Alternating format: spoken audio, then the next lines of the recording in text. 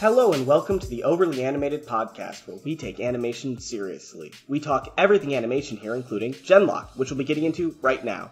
I'm Andy Potter, and today I'm joined by Beatriz Mourad. Hello. Alex Bonilla. Hola. And John McKenna. Hi, everybody. Today we're going to be talking about the 5th episode of Genlock, and it was a big one. This was a great episode of television, but before we get into it, you can find more about this podcast at overlyanimated.com, and you can subscribe to us on iTunes at overlyanimated.com/iTunes or on YouTube at youtube.com/overlyanimated. So yeah, this was a big episode of Genlock. I really liked this one following up on last week's, but let's get your guys' opinions. Beatriz, how did you like this episode? I loved it. I think it's just a great continuation of a solid series of episodes. Yeah. I mean, I don't think there's yet to be one bad episode in Genlock. I still think last episode was better, but I mean, even then, like, that's still, like, all of these are great, and this is just a great, fun, exciting episode with big, important information happening, but still also developing characters. And I'm just very, very, pleased with Genlock so far. Yeah, it's surprising just how solid this show is, considering how much we memed about it before it started.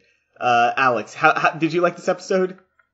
I was fine with it. I agree with Beatrice that I think I enjoyed the last week's episode a little bit more than this. But out of 5 episodes, even if it's closer to the lower half, but it's still a good episode. It's keeping with the floor of possibilities that this show has given so far. I think that the Cammy stuff in this episode is it gets into a lot deeper territory than I thought we were going to get. So I appreciated that we're diving right into the aftermath of that for her, and also dealing with the deeper possibilities of Genlock technology. Again, this is just my personal hangups that it kind of loses me once we get to the action sequences of. Although, like, the twist is something that is talkable, or I don't know if it's called a twist, but like it revealed information that will allow us to speculate a lot more on this, and maybe makes it a little bit more interesting now that we have a singular villain in addition to the overall villain of the Union, which we know very little about. So I think that overall this episode helps the show to like continue forward and being a smarter show than you would think when you first hear Mech show. So I appreciate that part of the episode. I don't think the humor stuff lands as well as previous episodes. I think that there wasn't as much character work as previous episodes, but it's still a decent piece of television. Yeah, I get where you're coming from. Before I get into it, though, John, how did you like this episode? Once again, it was very enjoyable. Similar sort of to what Alex and Beatrice said previously. The fact that the show is as good as it is pretty incredible. Like, I actually do like the fight scenes, and I'm not a big mech show kind of guy to begin with, but this is enjoyable. The personal interactions are always very good. This one, I actually like the fight scene more than in episode 4, because when the shadow, that purple mist came out, I think it contrasted a lot better with the sort of bright sunny highway than it did in the dark Dallas suburb or whatever that was in the last episode. It just felt a bit more visually interesting and a bit more engrossing for me. And like what Alex said, the fact that we now have a big mech villain that we can now focus on, we have our characters focusing towards, works in its favor. The Cammy stuff, again, very interesting. And if I had like just one little grievance, is that this season is designed to be pretty short. It's only like about 8 episodes. We're on the 5th already, and it just now feels like we're getting going. And I am, going, and I'm sort of having a little bit of Ruby flashback a little bit here, and I hope that's not the case, because this is a really great concept and it's a great idea from Rooster Teeth, and I do hope that we get a pretty solid one season out of this, rather than be left thinking that we have a plot that we have to deal with for 3 or 4 years or something. But overall, I'm liking it so far.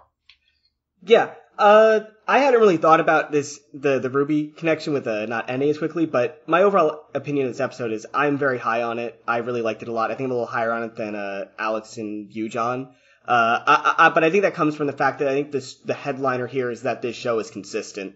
I think this show is just very good at just staying good. I'm enjoying every episode. I'm smiling. It's fun. I think the characters are really solid. They really spent the first couple episodes really hammering in like what our characters are. And now this episode we really delve in and just, I really enjoyed spending like half the episode with Cammy, because Cammy is just incredible. Cammy's great this episode. I loved all the little things with Val and Kazu, like being physical, like they were like touching her shoulder or head, or just being generally supportive. Like there's all these little moments this episode, and this episode doesn't work unless we had the previous 3 or 4 showing us what these characters are like, and I really enjoyed it. So I think we can just jump on that. I think the headline, like the biggest story here is Cammy. So I think we can just start with Cammy. She, the episode opens up with a nightmare of what happened last episode, where she's, essentially a big version of herself in her, like, Holon, like, outfit, like the super suit that makes her, like, reflexes faster and stuff like that. But giant woman dreams. Yes, giant woman dreams. And, like, the robots come to get her, and then they attack her, and, like, she fades away into dust. And this is interesting, and I really like the way it opens. Beatriz, did this help color the episode for you? Did you really like this opening? I did. Because on 2 fronts. One, I was worried about how they were going to deal with her trauma, right? Yeah. And I like the route that they took, in that it kind of gives, I like it because it shows us more of who Cammy is as a person. She's kind of the person who will just like power through things, and she's just kind of doesn't want to deal with it, but she also doesn't want to like erase memories. I don't know. It's just really interesting how I also got a visual representation of what it might be like for them in these robots. Cause I don't know if, like, are they the robot? Are they themselves within the robot, but they're in this empty space once they're in the Holons? I don't know, but this kind of continual like layering that the show does with giving us an idea of what it feels like to be in going through and being in a Holon is just really cool. And I really appreciate how it's not just, cause if they had done it all at once, it would have been too much.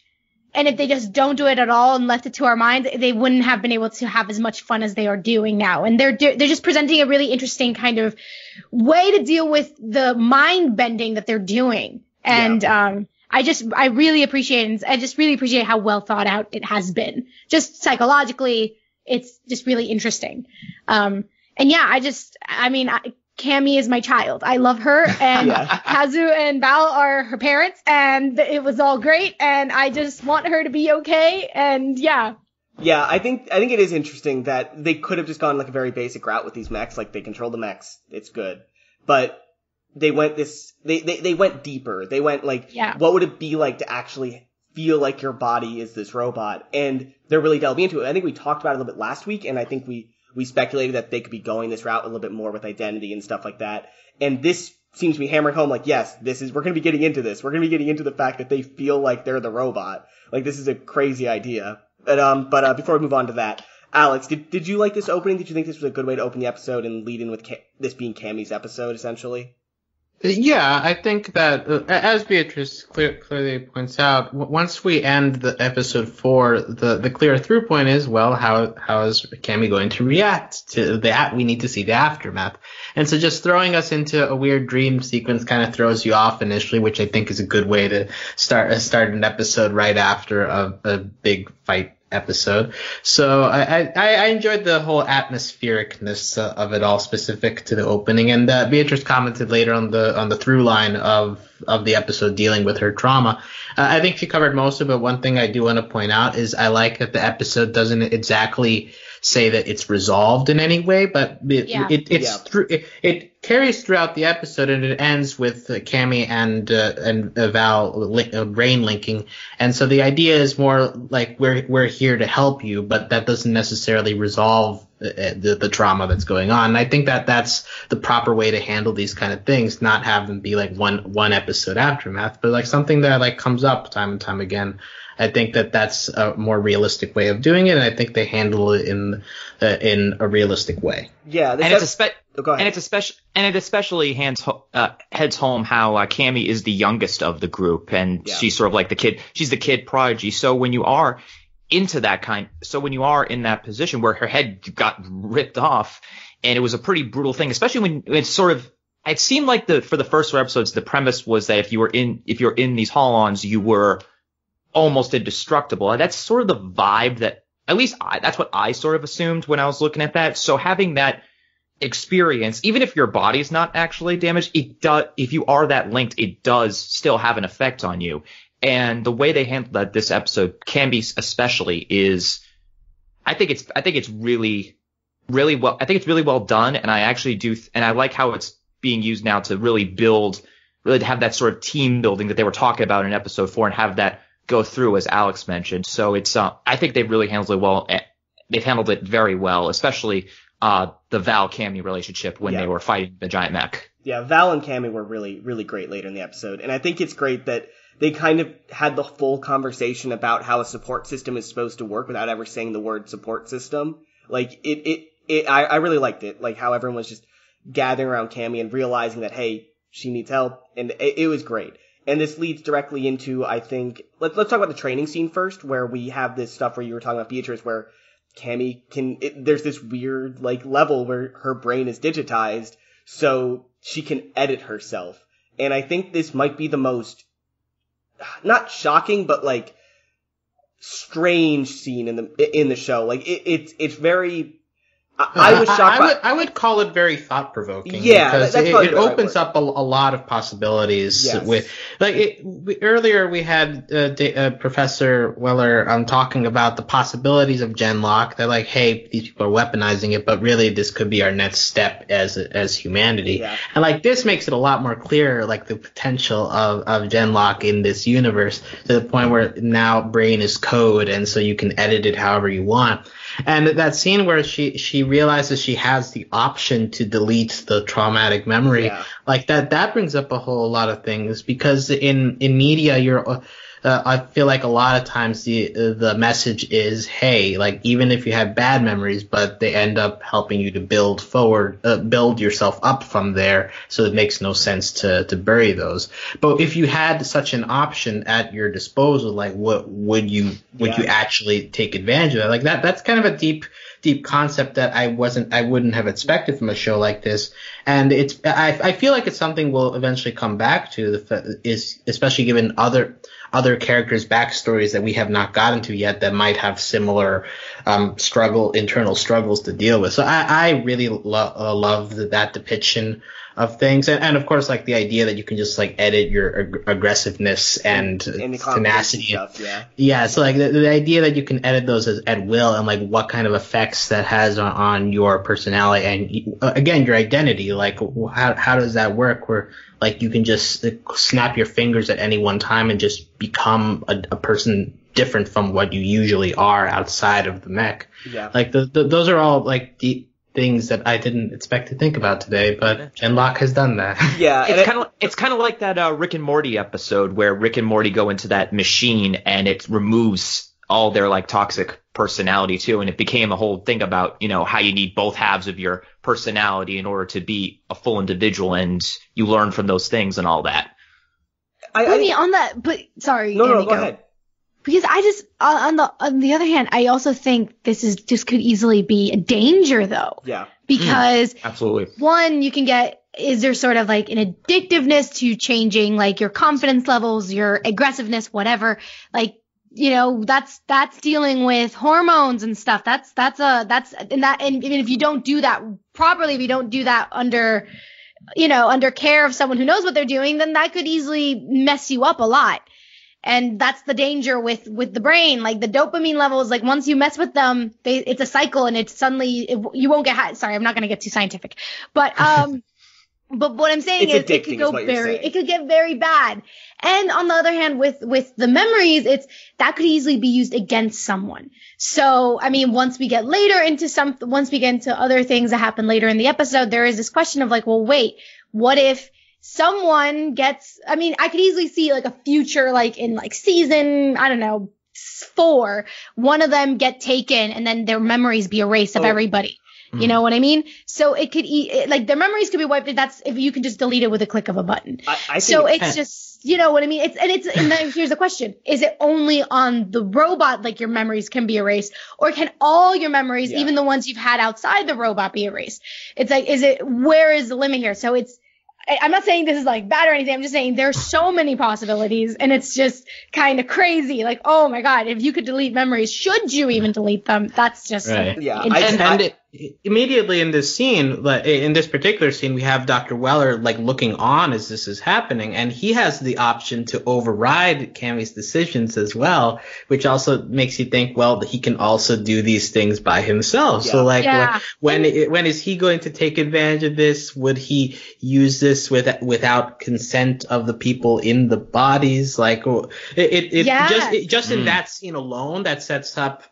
Earlier we've talked about Dr. Weller being potentially an antagonist figure, and like this specifically opens up a very morally quandrous avenue for that to happen in the future. When we see him just like let it happen, like, okay, well Cammy's doing these weird things, but let's see what happens from here. So like that kind of like attitude could end up doing harm in the future for sure. Like, this is the most sinister I've felt him be. Yeah. Like having this power is the most sinister. Because then there's that question of, wait, so if he can control your digitized brain, then whose brain is it really? Yours or his? Yeah. So it is this kind of there is this kind of if he is not a good person, or, well, not good, but like if he could easily mess up big time. Yeah. And like overuse his power and cross a line.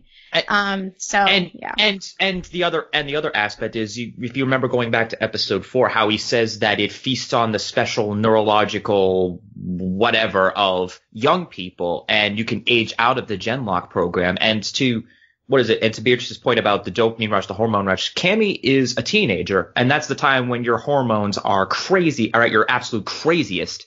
So the whole idea that, he could control it and you can override it and all that, it really does raise those moral quandaries a lot, though, because it puts him in a position where he can almost de-teenageify somebody or do all that. And given that how we're starting to realize how linked the robot and the human side is, that it is pretty realistic that what happens when you're in the suit is going to affect you, and it's going to be a lot about your like mental fortitude, mental stability and all that, and being able to control your emotions is going to be like a real big factor going forward, especially in not only just in a fighting context, but teamwork and also growth for all these characters, not just Cammy. Not just that, though. It's the question of it's the question also going back to identity of, wait, so if he messes with you, and not only can he it's not only with teenagers, it's with everybody who's in these Hollands. It's like, if he decides to do something to you, are you still you? Like, where does you start and the other person end? And it's the same. We're going to obviously talk about this later on, but when you do the mental link, it's like things are going to start bleeding through. So it's like, identities are going to start to blur, not even within yourself, but within you and your connection to everybody else who's in this program.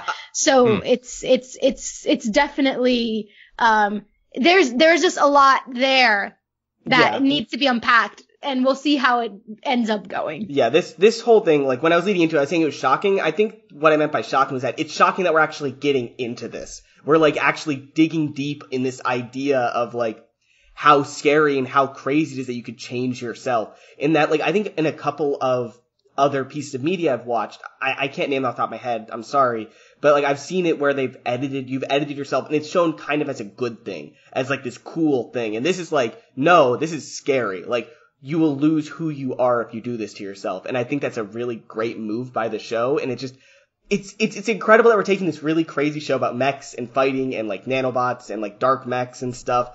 And it's really just hitting home on this thing that I think everyone here can relate to about who you are. And I really like that. But, what have you done? What have you done, Rooster Teeth? Yeah. No, but going back to, but also to be clear, say for instance, I think what's important is the choice of it, right? So you can't just, say for instance, she did decide to delete that memory. That's still her choosing to delete this thing, right? Whereas, does that make you less of who you are if you decide to, I'm just saying, like, whatever decision you make, the important thing is that you make that choice. That doesn't make you more or less stronger or inferior in that sense. Yeah. It's just whatever I think the most important thing is the agency of it all. There is agency, exactly. but I think I do, Beatriz, I think this is just a philosophical thing, like, I differ from you. I think there is something you've lost of yourself if you delete your memories. But I mean, I agree with you. I wouldn't have deleted it, but also, like, if someone decides to do it and, like, they, for the sake of their health or whatever, say because their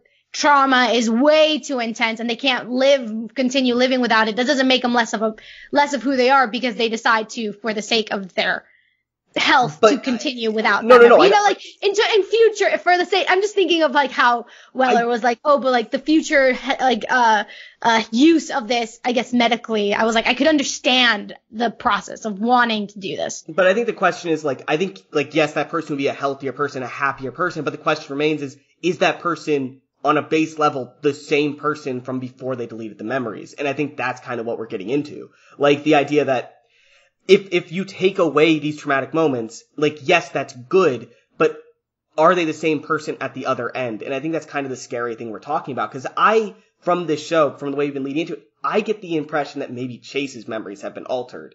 Because he has been acting a little bit differently in this present than he did from the first episode. He seems just different, a lot more passive, a lot more... He has these brief moments of anger that seem really weird, and in light of the fact that maybe he's been altered by Weller multiple times, like, that makes a little more sense to me. And okay, now sorry, I have one more point.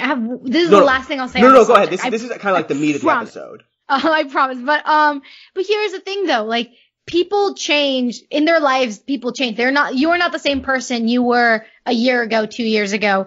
But if, say, for instance, are you less of yourself if you revert back to who you were a day before? You know what I mean? If you just delete one event from yesterday, you are just the person who you were the day before. Are you, when you go back to that person, are you less that person? Are you less yourself just because you are a version of yourself before an incident happens? Is my question. Like that's the thing. No. I'd argue you might be. Like, yeah. These are the deep philosophical questions raised by the Mech anime show. Yeah. No. It's true though. I really like this, Beatriz. I would love to talk about this a lot, but there's a lot of episodes left. Yeah. I really like this discussion. I agree with John. I think I'm more on John's side here, that I think there might be more you're losing than purely what you've actually deleted. But I understand where you're coming from. Like, it's a very heady idea. Like, it's very interesting, and I hope we delve more into it as the show progresses. But we have more to talk about here, because we're not even done with the Cammy stuff. Because after this training scene, we have this scene where Dr. Weller just takes her out, pulls her out, like, hey, we're done here, you're too aggressive. And we have the scene where everyone supports her, we have dinner, like, we have this beautiful shot of Kazu and Val, like, supporting her physically. And then we have this kind of silly talk about how they all are having these dreams about being Halans, but human. And it's interesting because everyone kind of sees themselves a little bit differently. Again, going back to identity. Chase and Cammy are kind of similar in the way they've described, at least vocally. There might be more differences if you actually see Chase's nightmares, but vocally they seem to have a similar thing. But like Yaz, like, she doesn't have that suit. She doesn't view that suit she wears as part of herself. And then even Val goes even deeper for me, like, I don't even see a human body sometimes. And it's just interesting that we're really getting into the meat here. Like, I don't know if there's more to talk about here because we already talked about all that identity stuff, but I think this adds on to what we've already been talking about. I mean, yes, there is stuff to talk about. We need to talk about Val and Yaz. Well, I know. I mean, about the identity stuff. Oh, well, speaking specifically to that, I think that conversation helps to reinforce the idea for people who are still having troubles dealing with it, of like, yes, once they go into these, they literally feel like they are the hunk of metal. Like, it's not a situation where they're from their bodies and they're like thinking of it, but like they're actually walking. They think that they're walking and they're holding things and they're seeing things as if they were a giant body. So I think that in terms of that, the conversation reinforces that is how Genlock works, in case you didn't get it yet, which I think that given the complexity of the concept, there probably are still people at this stage who are still struggling with the idea of what Genlock actually is. Or not struggling, right. Or maybe like struggling with just how much it like your mind goes into it. Like you can be told, like, hey, Yeah. your mind does it, like, oh, you can move like your body is their body, but like it's deeper than that. And I like the reinforcement. Like I was just saying that we kind of front loaded the conversation about identity for this scene.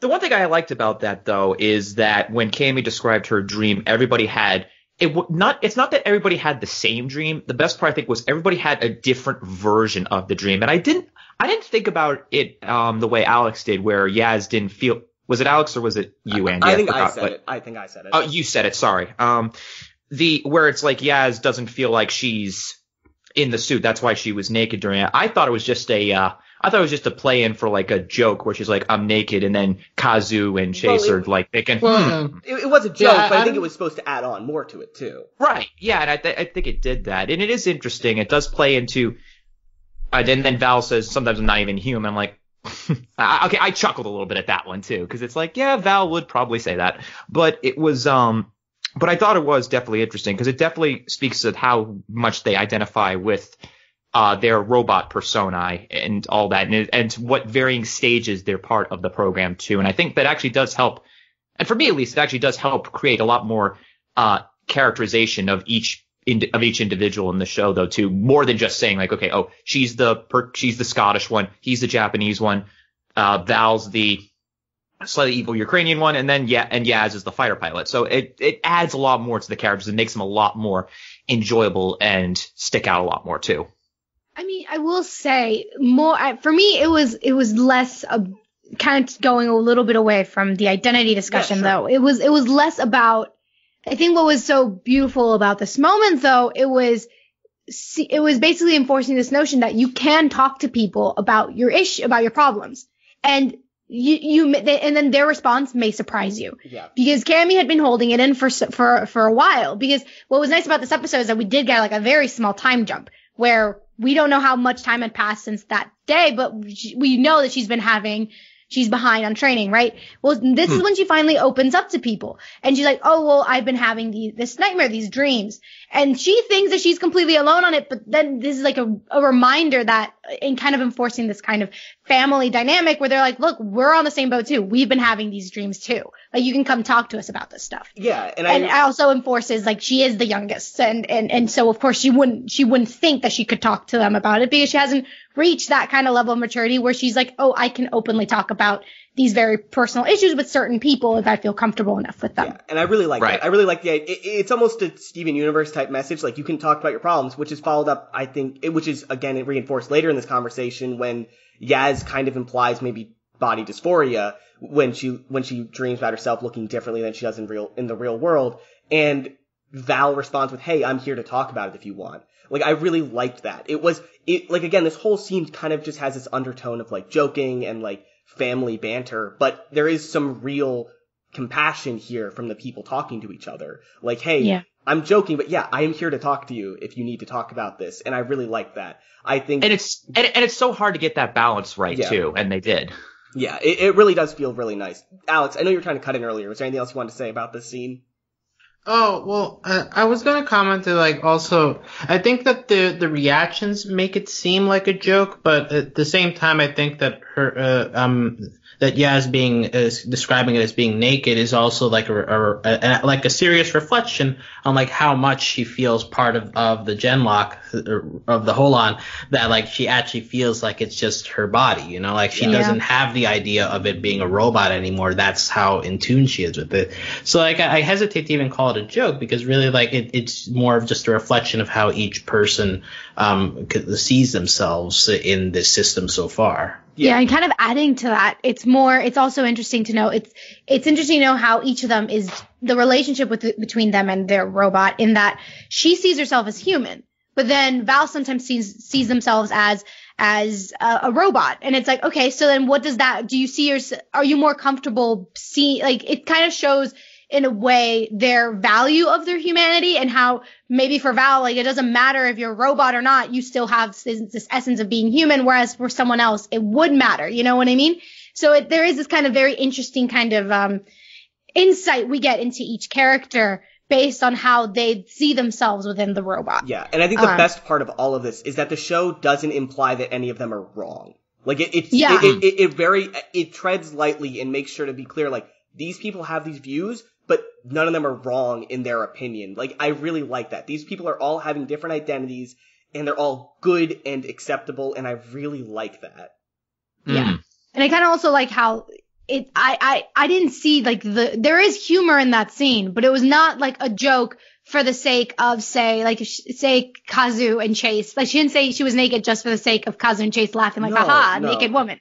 Or Val didn't like make like a joke in for the sake of everyone being like, oh, that's Val. That's so Val. Of course they would see themselves as a robot. It was more of Val being like, oh, so there is some sort of gender thing here, and I can poke at you and like see how you react. Yeah. And there is this kind of a little slight flirtation there. Yeah. You know what I mean? So it was, yes, there's humor in it, but it's not for the sake of someone else it's humor or for them. mocking. It's banter. It's humor for them. that they themselves are the ones instigating the humor in a way. So they're always in control. So it's not something that, for me, I would find, like, I don't know, I wouldn't read that as something that it's in a certain way. Yeah, it's not like a sitcom or anything like that. It's just that these are people they have in-jokes. They have things that they like to poke at each other about, but they're all nice about it, and I really like that. There's no one here who's just mean, which I think is important in this scene. But I think you kind of touched on it, Beatriz, that Kazu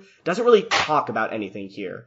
And I think that the next person we're going to be seeing on screen is going to be Kazu. I think the next episode is going to be about Kazu because we haven't seen a lot about him, and I think that's on purpose. I think we're holding out on his identity stuff now on purpose to see maybe there's part of his backstory is that there's a struggle there with how he views himself. But that's jumping ahead in this discussion of this episode because I think we still have a lot to talk about because we're still just talking about identity because it's so deep in this episode. So I want to put a ribbon on this. I want to put a little a pin in this. Sorry, a pin in this discussion by finishing off by talking about the melding of Val and Cammy in the final fight scene because they meld brains and Cammy speaks Russian for a second and they share their vision and together there's this cool moment where there's a finger gun from Cammy and Val shoots the robot and it's really fun and really cool and there's all these other implications to it as well.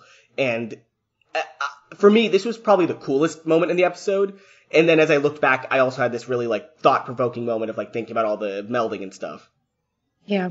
No, yeah. For me, the thing is, for instance, if language can bleed through, right? If that can blur, what other things can blur? Like if someone is upset, will their emotions bleed through to someone else when they're linked? Or and two, like, will that continue once they're out of the robots? Or for instance, like Jazz is a little confused with gender, and then her and Val link up. Will some sort of kind of understanding or knowledge kind of link into it? You know what I mean? It's like how far do we get? Will we go with this kind of blur? Or is it just little snippets? Or will they start copying their mannerisms or whatever? And not just that, but it's that question of if you are linked to someone for so long and will your mind start becoming one? And then if that's the case, when do you stop being you and start being a fusion of you? Yeah. And I'm almost hesitant to be like, can we push this off a little bit? Because I want to still talk about people's individual identities. You know what I mean? Like, I really like delving into that. I feel like that's a lot more relatable, a lot more understandable. But still, this is a really deep thing to go into, and I really like that we're doing it, to be clear. It's just, I think I connect a lot more to Cammy adjusting her own emotions, because that's a lot more, I think, relatable. Because there's sometimes when I'm like, I wish I was more confident. I wish I could just push a slider up and be, like, more confident in how I act. And I think this is more just, like, sci-fi melding of brain stuff, and that's cool, and I really I'm really glad we're delving into it, but I think it's maybe a little much of a stretch to say that we should be going into it now. I almost wish I thought we were talking about Val and her linking. Oh, no. I'm sorry. I'm saying that you mean the show is getting into this a little too early. Yes, thank you. Gotcha. Thank you, Alex. I will, in the show's defense on this one, the two times they've done it now so far, it's been only two characters, it's been quick, and it's been situation specific. Yeah. So I think right now it's a sort of okay, we need to, it's more a case of okay, we need to beat this enemy. We need to meld minds because of something happened to one character or the other character has a different thing. I think they're keeping it, I like the fact that they're introducing it, but I think right now they're keeping it more or less under control for now. We're not getting into that deep stuff just yet. It almost feels like this seems like a hook for next season for me. Like, I would kind of hope that. Like, I do like that it ties into the themes that we're getting into, but I hope that it's not like the crux of the season quite yet. I want to delve more into understanding these characters as themselves before we delve into them mixing mannerisms more than like, 'cause I want to be very familiar with like Val, Cammy, and Kazu before we start mixing up their stuff. Right. And we just had the moment where we learned how they dream differently too. Yes. So absolutely. And these guys couldn't be these guys might be some of the most individualistic, as in what I mean is like very distinct already too. Yes. And in almost every way possible. Absolutely.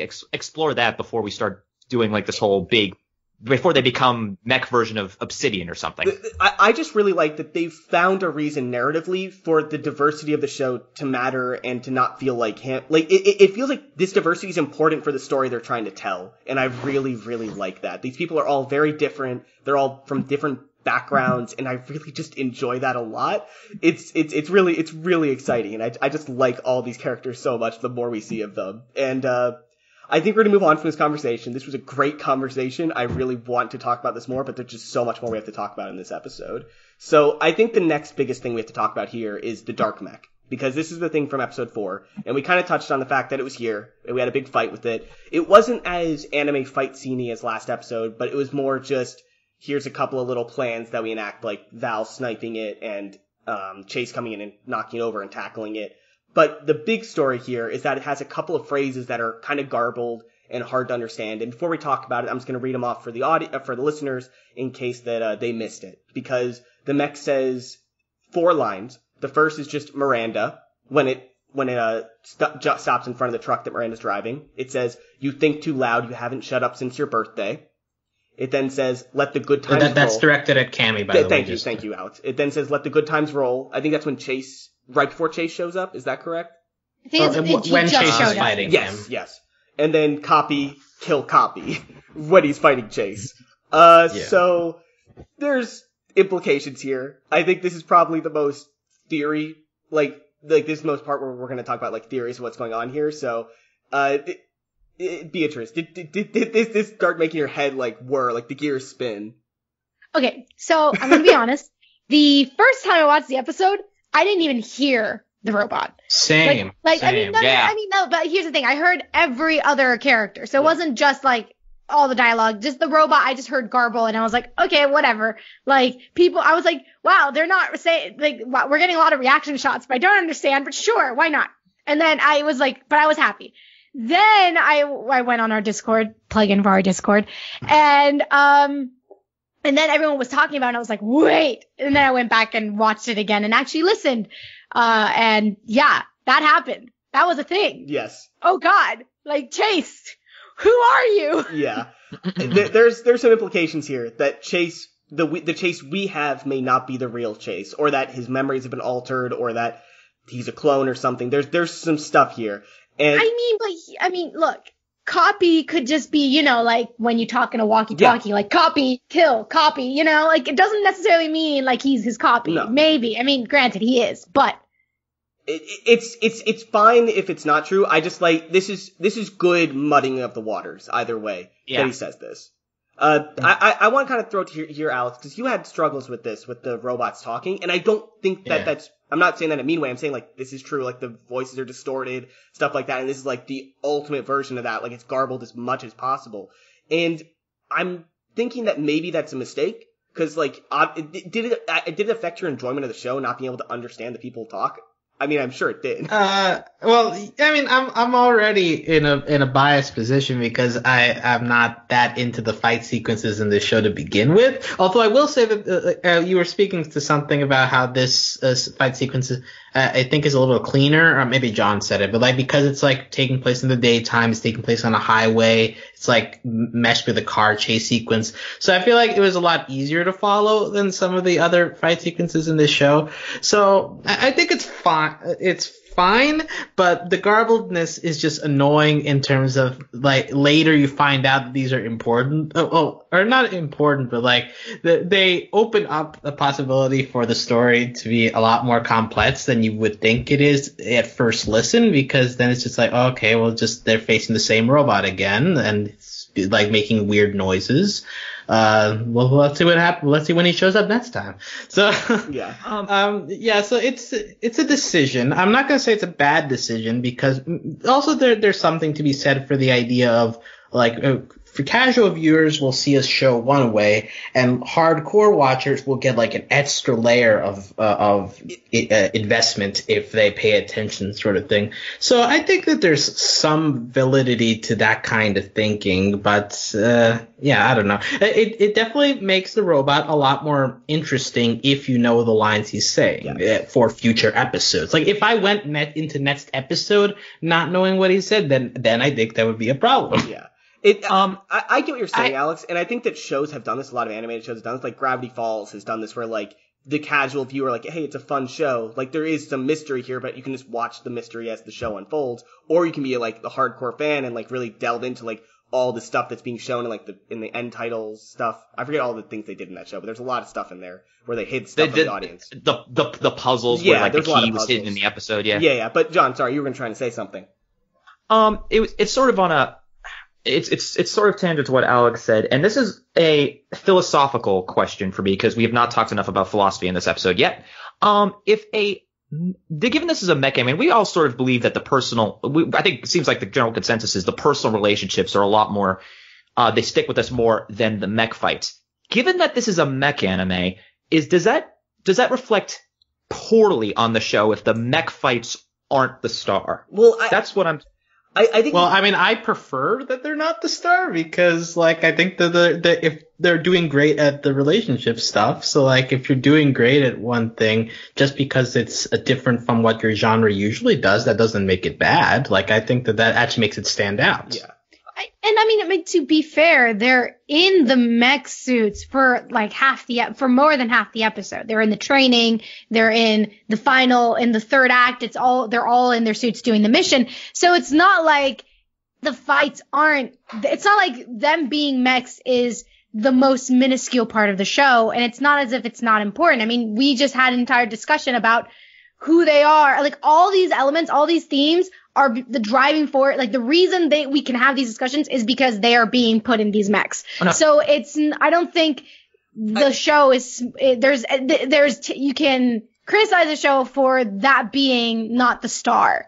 And the thing is, a lot of times the action is what propels the story forward, because these are the incidents that cause the next thing to happen and the next thing. So it's not, done in a wrong way. If anything, it's more just some people may gravitate more toward the fight scenes, some people may not. It's just I've heard people praise these fight scenes, right. So I'm sure that works for some people. I'm not saying this to knock the show. I'm because I love the personal stuff, and I think the mech fights are actually pretty good. It's just that last fall I watched a mech anime, and for me the big thing was, it's like the personal relationships were so good, and the mech fights sort of felt overshadowed a little bit. And I'll just fully admit, I'm not as deep into the mech genre culture as maybe you guys are.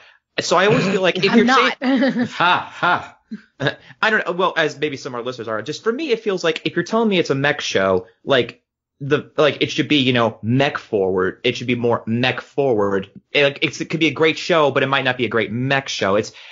I don't know. It's just something I was thinking about a lot in this show. Like, I think it's a great show, but I feel like if I brought this up, said, wow, you brought this to an anime con, and I said, guys, did you see Genlock? And they're all mech fans. They would look at me like I'm from a third planet. Well, I think your idea is skewed there, because I think that just because one segment of a show is maybe not as good as other shows, but in the overall product, it can still be better. So I think I think you're underestimating fans of a certain genre there. And not just that. Yeah, sorry. I just don't think I don't know if it's important, because I think that, the fact of the matter is, if you're making a good show, that's what matters. Like, this show is good. Right. This show is good at what it's doing. And I think I didn't get a chance to throw my hat into what you're saying, John, and the fact is that I think that this show is great at this feedback loop. where they have these anime mech fights that lead into more character building directly because of the fight that happened the previous episode.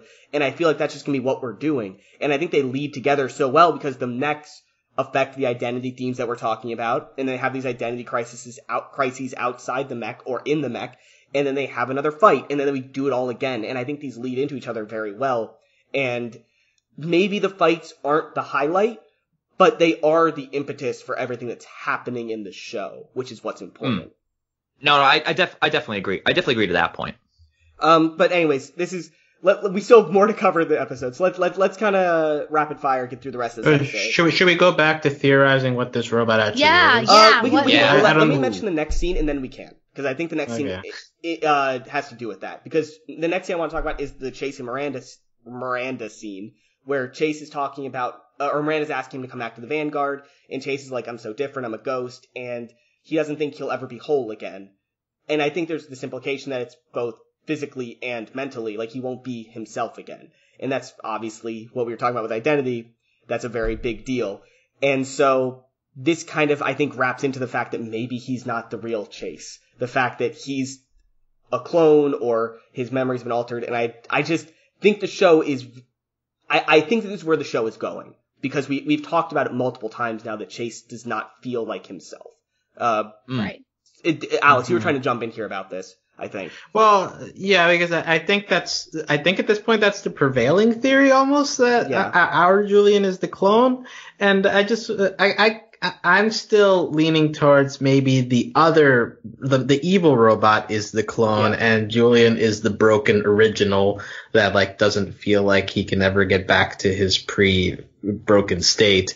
But I think that because when we see him die, like there's the nanotech stuff that comes over him, so like that gives an obvious opportunity for cloning. And now that this evil robot has nanotech capabilities, like it always brings up that giant nanotech shield when he's fighting the Genlock robots. So I think that there is a distinct possibility that it's this evil Union robot that's actually a clone of original Julian, and like our person is the original, but also like he's just in a totally mentally broken state, given that he's been separated from society for 4 years. He's still in a tank, and also like I think that still is valid as a theory. I get that our one is the clone has been getting popular and might end up being more likely the right thing, but I think that there's a chance that it might be the other side. I actually kind of like that, Alex. I think that might be a little more interesting, because I think that kind of would be like an easy way out for Chase if like he's like, oh, I'm not real, I'm not the real one. Like that could be kind of just pay off, be like, yeah, I'm not supposed to be here, Miranda. But I think it's a lot more human and a lot more difficult to handle if he's like, I am the real me. Like this is me and I have to deal with this. And I kind of like that a lot. Do either of you, John or Beatriz, how do you lean on this theory with Chase being a clone or not? I mean, okay, so here's the thing. My biggest thing with Chase being the clone would be, well, then what is his body? Yeah. Like, why do we have his body here? Like, is this even his body? And if it's not, then why are we going so far? And like, why go through the trouble? Why not just say the only way to save you was just to digitize your brain? You know what I mean? So I do think that is his body. But I mean, there's like, for instance, there's a theory, that Needle presented on our Discord, another plug for our Discord, that the real Chase is dead. Yeah. And that both of them are copies. That right? could be a thing, yeah. So that could be a thing. So maybe it's like the real Chase is gone, which, to be honest, I kind of like that idea, because then it's like, okay, so Miranda can get her closure that the real Chase is gone. Then you can have these two separate entities and you can see like how you can deal with the whole like clone, like who am I then now if I have all these memories of someone before me, or am I a continuation of this person or not? So you can do something there. And also, again, if they can alter their memories, so the Union can probably alter other Chase's memories, and maybe the other Chase is told that he's the true version when he's not. Like, we don't know. Yeah. And I mean, there's also the question of like, maybe the nanotech can learn. So maybe it's not maybe there was a moment where it kind of grabbed onto Chase or something, and then it learned it, and now it's just mimicking him, and maybe it's not even a copy. That's a very comic book idea, Beatriz, and I think I kind of like that. But what if Chase is infected? Like our Chase is infected by the nano, and that's how he knows about Cammy. Okay. Because that is a wrench here, right? Because he refers to Cammy. It's like, you think too loud, you haven't shut up since your birthday, perhaps referencing second birthday thing. Yeah. So like it might need to. It still might need to be something where this version needs to know the Genlock people, and our version of Chase didn't do that until very recently. But if it's a situation where our Chase is infected somehow, and that's how the copying is happening, then that could be another way to get there was the implication do. that there are still nanobots in his body. Yeah, exactly. So maybe their spying is through Chase. Yeah. Like, and remember, Chase was the one who said to Weller, he was like, what do we know about this guy? Like, how do we know so much about him? Like, we haven't talked about this robot yet. Maybe Weller knows that Chase is a link and Chase doesn't, and he doesn't want to tell Chase this, because then Chase is going to have to deal with the fact that he's a mole. You know what I mean? Yeah. Accidentally, of course, but maybe he is. And there's this other theory on Discord, again, plug for Discord. Oh my God. From Dylan, he was like, okay, well, what if all the Union soldiers, the Union soldiers are people that the nanotech killed? So then there's this question then this hit me of what if Chase died, so the nanotech can take over Chase, but he got resuscitated back to life? So now it's what do you do if someone dies but then gets brought back to life? And it's okay, well then now there's two. There's the nanotech version for the Union, and then there's the actual original one. So there's there's a million different. There's a lot here, and I think I think this clone stuff does tie into the themes of identity well, and I really like that. They're being very tight with their themes, and that's always good with a show like this. It really helps hammer home stuff like this. And this is a cool conversation, but we're almost an hour in. Sorry, John. Do you want to say something really quick here? Because then I want to move on to another scene.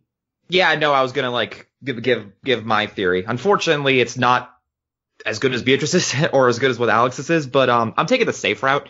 Is that Chase was dead, and his brain took so much damage that parts of him have been left behind, as it were, and also the fact that 5 years have passed since he died.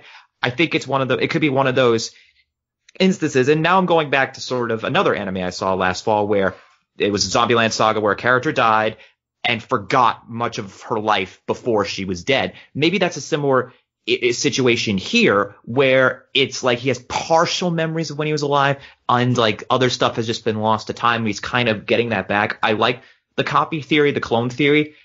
I think those are definitely in play.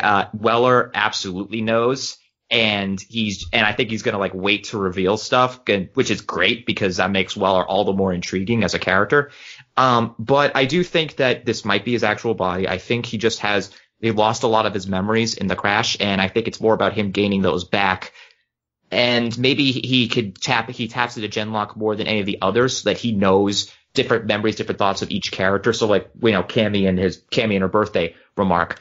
So I think that was referring to second birthday though, guys. I don't think he actually I think knew. the other implication is that it could be about Chase's sister. It might be something. Right. Oh yeah. That's the thing I jumped to, but yeah, second birthday is also something in my brain for that scene. But this is again. We have more to talk about. I'm sorry, John. We have a lot to get over here because I want to talk about really quickly Dr. Weller, because we have the scene with Chase and Dr. Weller leading in along with all the stuff we're talking about, where Dr. Weller says, "Have you ever seen me sleep?" Which I think is a throwaway line, but I think we're also supposed to be is Dr. Weller not human? I think that's kind of the implication with this scene, that he may be a robot. But I think that's kind of you forget about it because it's in the middle of all this Cammy stuff. All this stuff with Cammy changing her brain and all that. Did any of you else get that vibe from this, that maybe Dr. Weller's not human? No. No. Huh. Maybe not human, but I kind of am into the idea that he's a robot theory because of the fact that he's coming from some secret division that has advanced technology. So the idea that he could get away with being a robot without anybody noticing is I think it's sort of believable enough, like considering the brief background we've been given on like the fact that they developed this whole Genlock program without this division of the army even knowing. Also, like if you want to make like a joke theory, like you can also say like, hey, he has a strong connection with that robot he reprogrammed to do Gilbert and Sullivan lyrics. So like, I think there is a slim possibility that is it's not that could happen. It's not my leading possibility. It's not my leading theory. I think it just is the show subtly going like, yeah, there's a lot you can do with the Genlock program, like stuff like this is possible. Like it keeps your brain thinking, it kept me thinking at least that there's more here than we're seeing with a lot of the people here. I just thought it was a fun throwaway line. Like he's working so hard to perfect this technology and to defeat the Union that he'll like only sleeps like maybe 1 hour a day, or he's just hopped up on so much Red Bull. But also meta-wise, I think it would be really fun if David Tennant was just a robot and like and later on we get evil robot David Tennant. That just seems like such a fun thing to hear. But can you please say exterminate? Yeah, can no, yes, I want stuff like that. That's the kind of ham I want from David Tennant as a robot, Beatriz. But now that we're talking about it, I think a reason I don't like this episode as much, not enough Dr. Weller. Like he has that one scene, and that's kind of it. Yeah, Dr. Weller. So we were really lacking in David Tennant. I need my doses, and this episode didn't give me my dose. You need to watch more DuckTales. Yeah, it's coming soon to Disney XD. March. Let's just do rapid fire. We're almost done with the episode. There's a couple things here. Cammy's designing her new robot exterior. Like she's getting her legs, her like robots or rabbit stuff. That's exciting. I guess lack of sleep is also a theme in this episode because but both Cammy and them, and maybe that leads to Dr. Weller later like making rash decisions, and we can like the show will try to explain it's like, oh well, he's not getting enough sleep, that's why he's being a bit more aggressive than he usually is. I don't know, like I feel like there's some connection we could do later with that. Yeah. Like if Cammy is Weller's daughter. I don't know about that. I'm just more. They're both Scottish. I'm just more on board with Dr. Weller having something up with him due to the Genlock program, because I think it would again tie into this idea of identity. Because I feel like it'd be really strange if the person who's supposed to be the mentor figure hasn't wrestled with the main theme of the show. But I don't want to get into this again because there's still so much to talk about. Are you guys excited for next episode that hopefully Cammy is going to get her rabbit robot? I hope so. I just hope she gets it before the season's done. I don't want this to drag out to the second season. Yeah, I was kind of expecting her to have it for this fight, honestly.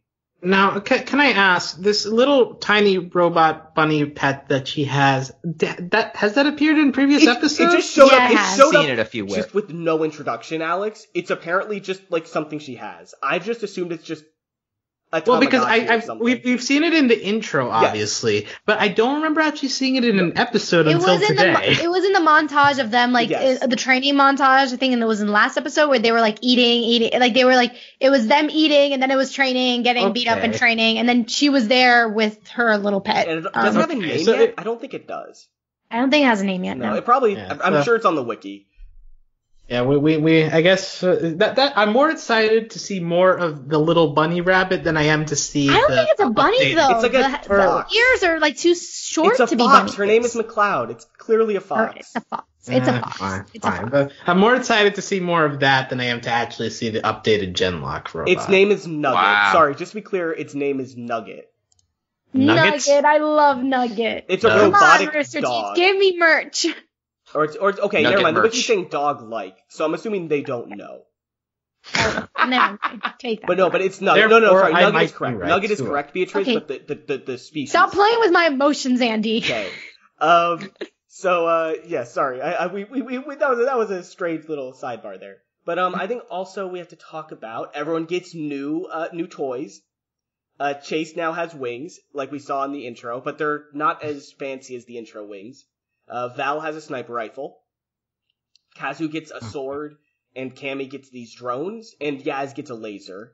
And I think that this is the beginning of us getting more anime, more specialized anime fights. And so I'm sure Alex and you're going to be so excited because soon we're going to have these crazy fight scenes with everyone running around and yelling to each other for like a whole episode now, because that's what this is leading up to. That's what the finale's gonna be, Alex. Yeah, I mean, I'll say that when Kazu pulls out his sword, I'm like, okay, this is a Voltron move, because all the Voltron robots have swords, so. Yeah. That reminded me of that. One thing before I forget from like speaking of Kazu, like also like he like rams into the wall like the Kool-Aid Man. I appreciated that move. I didn't make that connection, but and he's great. red. He is. And he's red. So he's great up until he pulls out the sword, then becomes a little cliche. But like his entrance to the fight scene was really good. Yeah, he's like, oh yeah, like just showing up. Also, he's great because he even enjoyed when Cammy like beat him up. Yeah. Oh so. no. Yes. I forgot about that. Yeah. That was good. And I also like the little banter with Cammy being like, I wish you had laser eyes, not just a laser on your wrist. Oh yeah. That was pretty good. And Yaz just like not having it. Yeah, Yaz is just like the professional, and I think Yaz is a very good straight man for this group. I thought Kazu was going to be the straight man, but it's clearly Yaz, and I really love it because Kazu is just kind of absurd. Like when he was just like, yeah, that was great. That was great. Kaz just like pulls out his electric guitar in the morning to wake people up. He's like, wake Cammy up. He's like, this is for you. This is for the gamers that spent all night playing games. Yeah. Oh my god, that was so good. It's like, I don't think the humor is like very in your face, but I think the little moments are very funny because we really enjoy the characters. The humor adds to their personalities, yes. I think. Everything adds to each character's character development. But it's not supposed to be laugh out loud funny on purpose. Exactly. I like that. It's not the focus. What else happened this episode? Was there anything? Oh, I wanted to talk about Henry Wu. Not necessarily because of his role in the episode. It wasn't very big, but he was voiced by a well-known YouTuber. I don't know if any of you know how to pronounce his tag. It's ProZD. ProZD, I want to say. I think that's how you say it. I know him. I've known of him. I've watched his videos before. And I just wanted to say, like, that's cool. Like, they're getting in more people from YouTube. I love him! Yeah, no, he's great. He has a lot. He used to be really big on Vine. And when I was watching the episode, I did recognize his voice, but I was like, where have I heard that from? And then someone said his name, and I'm like, oh yeah, him. He's a really funny guy, and he deserves to be doing cool stuff like this. Like he was in the anime detective show for Crunchyroll as well. Like he does some fun stuff. He does very fun stuff. Yeah, on Twitter it said that this would be his first appearance. So I guess this is going to be a recurring character. There's very little that we have to go off of it, but like the character seems very talkative and like, hey, can I look at that robot? Or like, I'm in love, but with the robot, not with you. Sort of. So like it's kind of like a fast talking scientist person. He's known for his comedy, so I'm not surprised that his character's a little more jokey. And okay. I'm assuming at least one more episode for this character. I'm not sure I see him being here for longer than that, but I'm excited to see more of him. He's a cool guy. Is there any theorizing we need to do on what the scientists were doing there? Or is it just basic, like, I don't know? Okay, well, I do have unlocked us stuff. Is this your last theory, Beatriz? Well, no, I have one more theory Let's go, Beatriz. I could save at the end, but I will ask, like, why were they going to blow if they're bringing in these prisoners, what are the chances that there are already more civilian prisoners inside the facility? Yeah. Why would they blow it up? If there's a small chance, like if they're bringing them in, of course, chances are there might be more inside. Yeah, I agree. I agree that there's the chance. That was my one gripe of the entire episode was anything. That was my only thing where I was like, wait a minute. Like, why? This doesn't make sense. Yeah. And I feel like in the planning before it, like they did mention something like, hey, we should go in and check it out before we do the blowing up. We don't actually see that once we get there. So it's a little confusing. Yeah. It's not clear whether there's more people there. It might be that like there are people there and the veterans of the army are like, yeah, there's probably other prisoners there, but we can't spend time to save them, which is messed up. But I'm not sure if the show implies that at all. I guess we'll have to wait till next episode to see if that's brought up, but I'm not sure it will be. Yeah. This episode, there was a lot that happened, a lot with the themes. Was there anything else that you guys wanted to bring up in terms of like the beat by beat of the episode? So that's the end of my outline. I mean, can I say my wild theory? Yeah, we can do your theory if there's someone else that has anything ideas about Yeah, go ahead. All right, then Beatriz, okay, what's your crazy theory? All right, it's not crazy. It's substantial. I have substance to it. All right, Beatriz, throw it at me. Guys, Miami exists. Like, you know how Florida's oh gone, but there's still like a little strip left. And that little strip goes all the way down. And that falls with Miami. Miami's still there, people.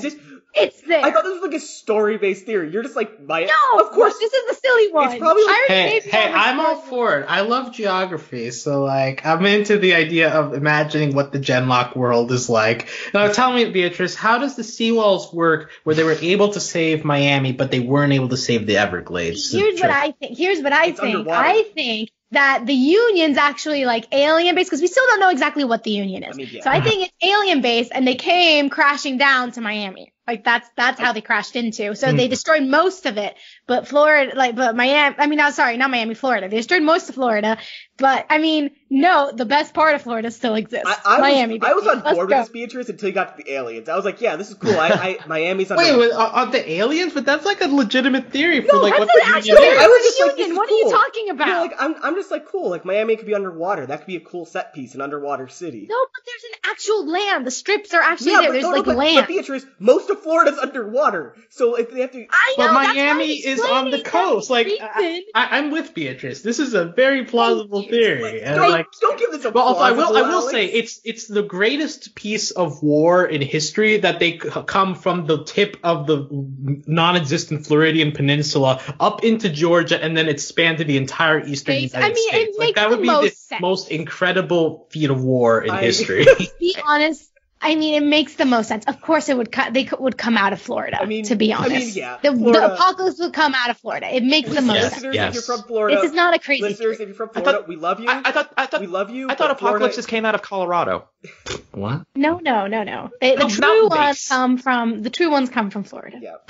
Listeners, if you're Apocalypse, from Florida, Florida. we love you, but I'm from it, so I can say it. yeah, say it then, Beatrice. Florida. Also, No, I mean, like, I can bash it Yeah. because I'm from. That's why Yeah. I'm saying it's all out of love. Also, listeners from Atlanta, our condolences for you getting destroyed by the nanotech Yes, union we're sorry. people. So, although it looks very pretty outside in the yeah. suburbs of Atlanta, so like, congrats to you for living there. But apologies that Yeah. this show decided to conquer your We'll see if Michelle territory. gets to live through this. You Yeah. should have lived in Miami. Exactly. Exactly. Yeah, then the aliens would just subsume you instead of just being killed. No, they would just be like, we don't want to mess with you. You guys are not worth the trouble. I and mean, then just yeah, that's leave. also true. It's Florida.